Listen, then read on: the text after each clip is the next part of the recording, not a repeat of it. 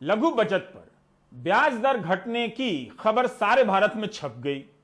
31 मार्च की देर शाम हर जगह पहुंच गई। 1 अप्रैल को जब 7 बजे बंगाल और असम में मतदान शुरू होने वाले थे, तब वित्त मंत्री निर्मला सीतारमण अंग्रेजी में ट्वीट करती हैं 8 बजे के करीब, छोटी बचत के लिए ब्याज दर वही रहेगी जो पिछली तिमाही में थी। ओवरसाइट के कारण जो आदेश जारी हुआ था उसे वापस लिया जाता है। हिंदी में ओवरसाइट का मतलब यही हुआ कि अनजाने में गलती से आदेश जारी हो गया। इस फैसला वापसी पर प्रियंका गांधी का बयान आया कि कल रात में सरकार ने आम जनों की छोटी बचत वाली स्कीमों की ब्याज दरों में कटौती कर दी थी। आज सुबह सुबह जब सरकार जागी तो पता चला कि अरे ये तो चुनाव का समय है। सुबह उठते ही सारा दोष ओवरसाइट शब्द पर गढ़ते हुए सरकार ने फैसला वापस ले लिया है। चुनाव है तो पेट्रोल, डीजल और रसोई गैस के दाम भी नहीं बढ़ रहे हैं। एक बार चुनाव जाने दीजिए, भाजपा अपना अनर्थ शास्त्र फिर से लागू करेगी, ये प्रियंका गांधी के बयान है। क्या वाकई ये आदेश गलती से जारी हो गए? हमारे सहयोगी अरुणाचलम वैद्यनाथन ने सूत्रों के हवाले से बताया है कि सरकार ने बाकायदा चुनाव आयोग से इसकी अनुमति मांगी थी। वित्त मंत्रालय इतना बड़ा फैसला लेता है और सुबह सुबह वित्त मंत्री बताती हैं कि गलती से आदेश जारी हो गया। क्या वो सही बोल रही हैं? ओवरसाइट हो गया। आप आदेश पत्र की कॉपी भी देखिए जो 31 को जारी हुआ। उसमें तो बाकायदा लिखा हुआ है कि किस बचत योजना की ब्याज दर में कितनी कमी होगी। अफसर गलती से टेबल खेल रहे थे और उसमें ब्याज दरें भर रहे थे। इतनी गंभीरता से कोई गलती कर रहा था? बजट के समय फैसला सुनाया गया कि कर्मचारी भविष्य निधि में 2.5 लाख से अधिक जमा करने पर टैक्स लगेगा। लोग नाराज हो गए सोशल मीडिया पर। तो अब नियम आया कि जो सरकारी कर्मचारी हैं वे 5 लाख तक जमा करा सकते हैं, उन्हें टैक्स नहीं लगेगा। लेकिन प्राइवेट कर्मचारी को 2.5 लाख के ऊपर टैक्स देना होगा। हर बात में एक देश एक कानून की बात करने वाली सरकार का यह हाल है। हिंदू अखबार ने ब्याज दर में कटौती के बारे में लिखा है कि ऐसा क्यों किया जा रहा था, क्योंकि सरकार 2021-22 के लिए 12 लाख करोड़ कर्ज लेना चाहती है। ठीक इसके पहले के वित्त वर्ष में करीब 14 लाख करोड़ कर्ज ले चुकी है।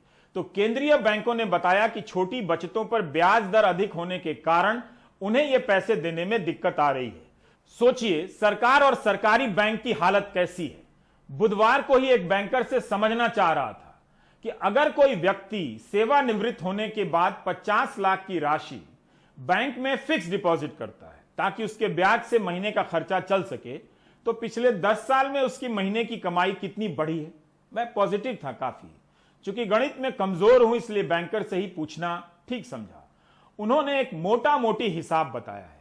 जिस वरिष्ठ नागरिक ने रिटायर होने के बाद मार्च 2011 में स्टेट बैंक ऑफ इंडिया में 10 साल के लिए 50 लाख की फिक्स डिपॉजिट की, उन्हें 8.5% ब्याज मिला होगा तब, और वरिष्ठ नागरिक होने के नाते 1% ब्याज, और इस तरह 9.5% ब्याज के हिसाब से 50 लाख की एफडी पर उन्हें 39,041 रुपए महीने का ब्याज मिलता रहा होगा।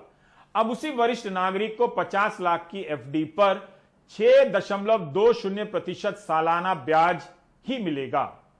इस तरह 50 लाख की एफडी पर उन्हें अब 25,480 रुपए प्रति माह ही मिलेगी, कमाई होगी। 10 साल में उनकी कमाई 35% कम हो गई।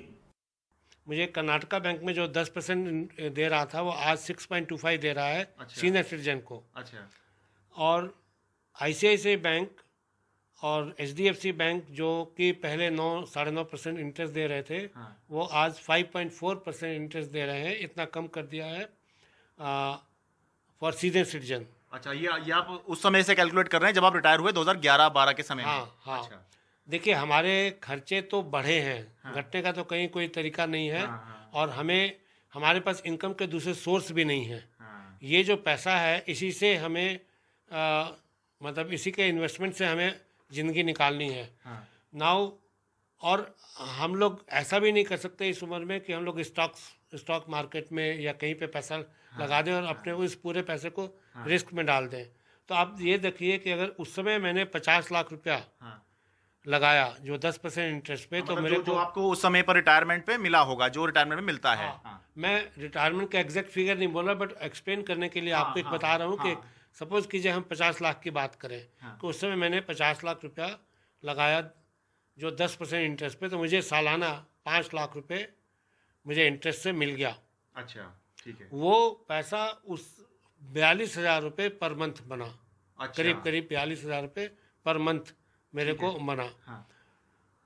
अब जो 6% का अगर इंटरेस्ट, वैसे तो एक दो बैंक 5.4 दे रहे हैं, कोई 6.2 दे रहा है, 5 दे रहा है, एक एवरेज लें अगर 6% इंटरेस्ट आज के दिन में, तो 10 लाख को लगाते हैं तो हमको 3 लाख रुपए मिलता है इंटरेस्ट सालाना। 50 लाख लगाने पे 50 लाख वही 50 लाख पे जो पहले मुझे 5 लाख मिलता था, वो अब मुझे 3 लाख मिलता है। और वो जो 42,000 रुपये पर मंथ मेरा इंटरेस्ट से जो इनकम होती थी, वो घट करके ये 3 लाख पे 25,000 रुपये हो गई। So there is a difference 17,000 which is a very big amount, बहुत बड़ा अमाउंट है। पहले तो तब भी था 10% था, तो कुछ पैसा आ जाता था, लेकिन अभी ये पैसा इतना इंटरेस्ट इतना कम हो गया है, कहीं 5.4 है, कहीं 6 पॉइंट समथिंग है। इट इज़ वेरी लेस, और इससे जो भी हमको जो इंटरेस्ट आता है उससे हमारा घर नहीं चल सकता है। अमेरिका में सरकार ने कोविड के कारण लोगों के खाते में तीसरी बार पैसे डाले हैं। वहां परिवार के एक से अधिक सदस्यों को पैसे मिले हैं और उन्हें भी मिला है जिनकी नौकरी नहीं गई है। मेरे एक मित्र ने बताया कि कोविड के दौर में उन्हें अभी तक $3200 मिल चुके हैं, भारतीय रुपए में 2,33,000 से अधिक। भारत में आप नागरिकों को क्या मिला? व्हाट्सएप यूनिवर्सिटी में मीम के अलावा और भाषण के अलावा आप रिश्तेदारों के ग्रुप में बता सकते हैं। एक तरफ भारत लोगों के ही ब्याज कम कर पैसे जुटाने में लगा है, दूसरी तरफ अमेरिका में कॉरपोरेट पर टैक्स बढ़ाने का प्लान बन रहा है। अमेरिकी अखबारों में खबर है कि अमेरिकी राष्ट्रपति बाइडेन का प्रस्ताव है कि कॉरपोरेट टैक्स को 21% से बढ़ाकर 28% कर दिया जाए। सितंबर 2019 में भारत ने कॉरपोरेट टैक्स 30% से घटाकर 22% कर दिया था। भारत में इसकी बात क्यों नहीं हो रही है? छोटी बचत पर नजर क्यों जा रही है? वैसे भी टैक्स कम करते समय जो सपने दिखाए गए थे वो तो पूरे हुए नहीं। इसलिए आप देख रहे थे प्राइम टाइम। नमस्कार।